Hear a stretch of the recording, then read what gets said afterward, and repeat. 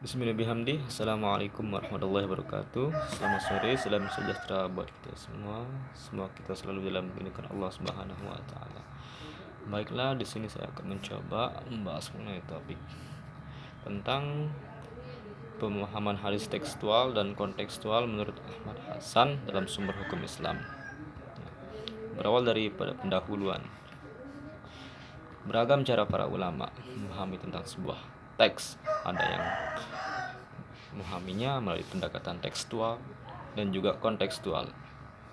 Pemahaman hadis secara tekstual merupakan model pemahaman tentang isi atau matan hadis sesuai dengan apa yang tertulis dalam naskah atau teks tersebut. Sedangkan model pemahaman secara kontekstual yakni sebuah metode atau pendekatan dalam memahami matan atau isi hadis dari sisi makna di balik teks itu tersendiri. Terkait hal tersebut, yakni cendekia dalam bidang hadis, yakni Ahmad Hasan yang populer dipanggil atau dengan sebutan Hasan Bandung, seorang pemikir ulung dan tokoh baru dalam bidang hadis. Terkait dengan semangatnya, yakni agar umat dapat memurnikan ajaran Islam berdasarkan Al-Quran dan hadis. Terkait dengan model pemahaman hadis menurut Ahmad Hasan secara teks dan konteks, bahwa dalam aspek ibadah murni ia cenderung memahaminya secara tekstual, sedangkan dalam masalah ibadah murni atau hukum Islam atau yang berkaitan dengan hukum Islam ia cenderung memahaminya secara kontekstual. Nah, di sisi lain dalam kajian hadis Muhammad secara tekstual maupun kontekstual sulit untuk dihindari karena hadis Nabi SAW yang sampai kepada kaum muslimin saat ini dengan berbagai bentuk coraknya kadang-kadang dianggap bertentangan atau tidak sesuai dengan konteks zaman pada pemikiran modern tersebut. Dalam hal ini seorang tokoh pembaharu atau tokoh yang moderat dan produktif yakni Ahmad Hasan yang telah banyak berkontribusi menyumbangkan pemikiran serta menuliskan ide terkait anggasan Muhammad hadis yang berkaitan dengan sumber hukum Islam. Selanjutnya, terkait dengan model pemahaman hadis menurut Ahmad Hasan dalam hal ini sebagai rumusan masalahnya yakni mengenai bagaimana model pemahaman hadis secara tekstual dan kontekstual menurut Ahmad Hasan dalam sumber hukum Islam. Selanjutnya, mengapa Ahmad Hasan menjelaskan model pemahaman tersebut terkait dengan model kontekstual dalam sumber hukum Islam. Dari pertanyaan tersebut akan dijawab dengan menunjukkan teks dan konteks dalam memahami sebuah hadis.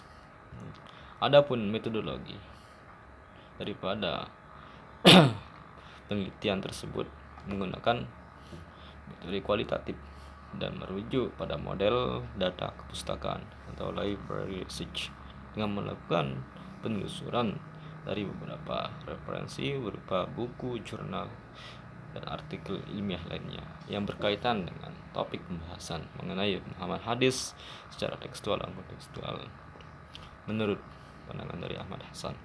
Baiklah, di sini saya akan mencoba untuk membahas daripada hasil pemahaman kontekstual dan kontekstual menurut Ahmad Hasan. Nah,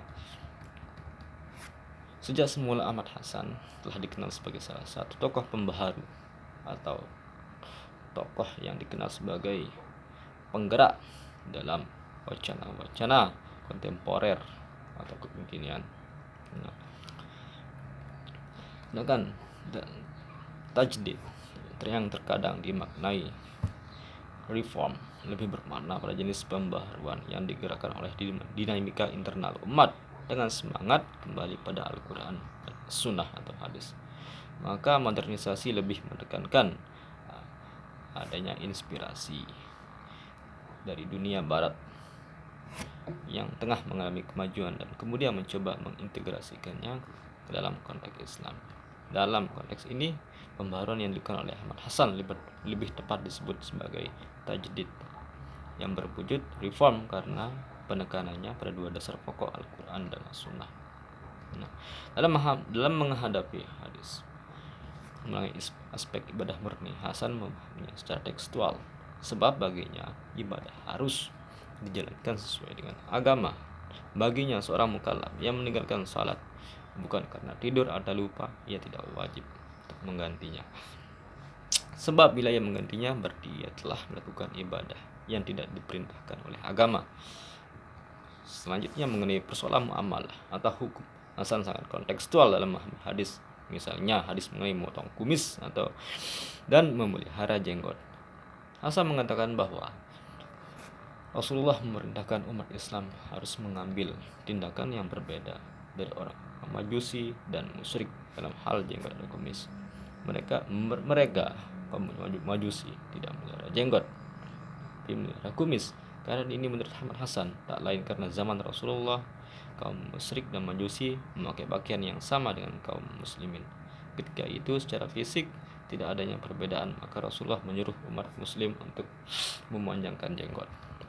Selanjutnya hadis tentang membaca Al-Fatihah dalam salat berjamaah.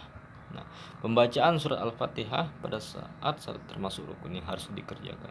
Namun pelaksanaannya pada salat berjamaah memiliki pendapat yang berbeda disebabkan oleh beberapa perbedaan ulama dalam memahami hadis-hadis Rasulullah SAW tentang pembacaan Al-Fatihah tersebut. Dalam hal ini Hasan berdalil dari Al-Quran dan hadis Rasulullah, yaitu apabila dibacakan Al-Quran maka dengarkanlah baik-baik dan perhatikan dengan tenang agar mendapat rahmat. Kemudian dari hadis Rasulullah SAW juga bersabda yang artinya, Abdullah menceritakan kepada kami, ayahku telah menceritakan kepadaku, Abdullah bin Muhammad telah menceritakan kepada kami, Abdullah bin Ahmad berkata dan saya mendengarnya dari Abdullah bin Muhammad bin Abi Syaibah. Ia berkata kami menceritakan Abu Khalid Al-Ahmar dari Zaid bin Sahlam dari Abi Sahlih dari Abi Hurairah. Ia berkata Rasulullah SAW bersabda, diadakan iman itu hanya untuk diturut, maka apabila ia takbir hendaklah kamu takbir, dan apabila ia baca hendaklah kamu diam. Dalam hal ini Ahmad Hasan menilai kualitas hadis tersebut lebih kuat karena didasarkan dengan dalil dari Al-Quran dan menolak pendapat dari sebagian kelompok lain yang menyatakan bahwa makmum tidak boleh membaca Al-Fatihah baik dalam salat sir maupun jahar, serta makmum harus mengikuti bacaan imam dalam salat sir atau jahar. Dalam pandangan tersebut tidak dapat dijadikan suatu hukum karena dalam periwayatannya sangat lemah. Pemahaman Hasan tetap sesuai dengan tuntutan apa yang tertulis, sehingga nampak bahwa model pemahaman atau model memahami sebuah hadis dengan pemahaman secara tekstual dalam hal ini Muhammad Hasan. Dalam hal ini pandangan Muhammad Hasan mengenai sumber hukum Islam yakni ada dua, yaitu Al-Quran dan hadis. Sedangkan konsensus atau disebut dengan ijma dan analogi ilmiah atau kias tidaklah berdiri sendiri, tapi tetap harus merujuk pada dua sumber tersebut, yaitu Al-Quran dan hadis. Hasan meyakini bahwa ajaran Islam telah sempurna dengan kedua sumber otoritatif tersebut.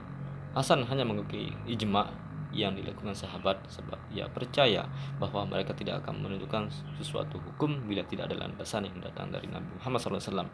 Hasan membenarkan kias pula dalam masalah keduniaan sebagai cara menentukan hukum. Asal hukum itu diambil dari Al-Quran dan Sunnah. Dalam masalah ibadah, Hasan menolak sama sekali adanya kias, sebab pemakaian kias di sini berarti penambahan baru dalam ibadah. Baginya setiap ibadah selain yang telah ditentukan Allah atau Rasulullah adalah pendapatnya bid'ah.